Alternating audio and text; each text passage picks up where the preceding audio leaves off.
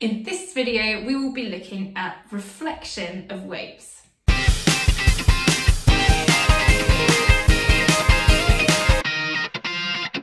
So, reflection is all about light bouncing off a surface that it has been incident on. And the most common example of making use of this property of reflection are mirrors. Now, for better or for worse, when light from an object, like me, is incident on a mirror, that light is reflected off the mirror and then back into my eyes so that I can see myself. And let me tell you, when I first wake up in the morning, it is for worse.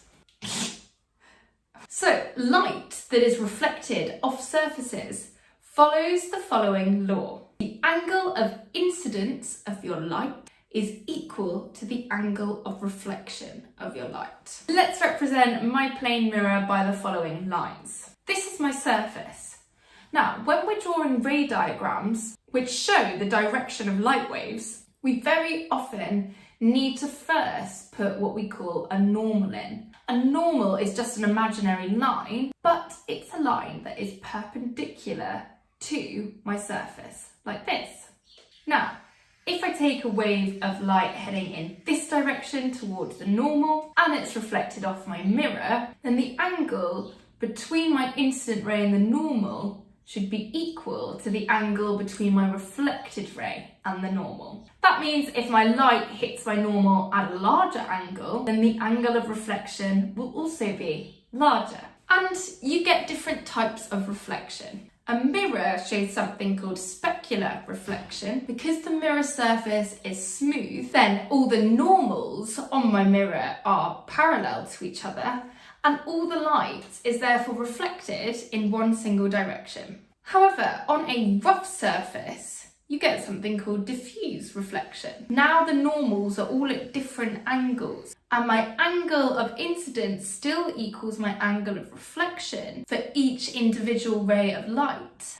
But now I get my waves reflected in all different directions.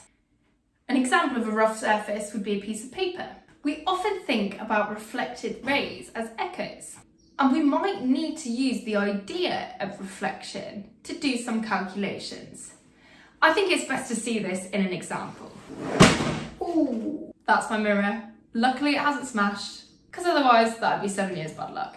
Okay, so a child bangs a tambourine at a distance from a wall and records the time between the bang and then hearing the echo of the bang.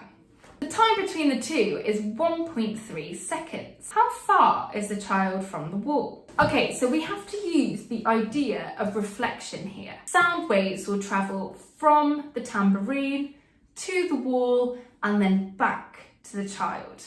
So if the distance between the child and the wall is d, then the wave has travelled 2 times d. And the wave's done it in 1.3 seconds. So my time is 1.3 seconds. One property that we know about sound waves is that they travel at roughly 330 meters per second in air.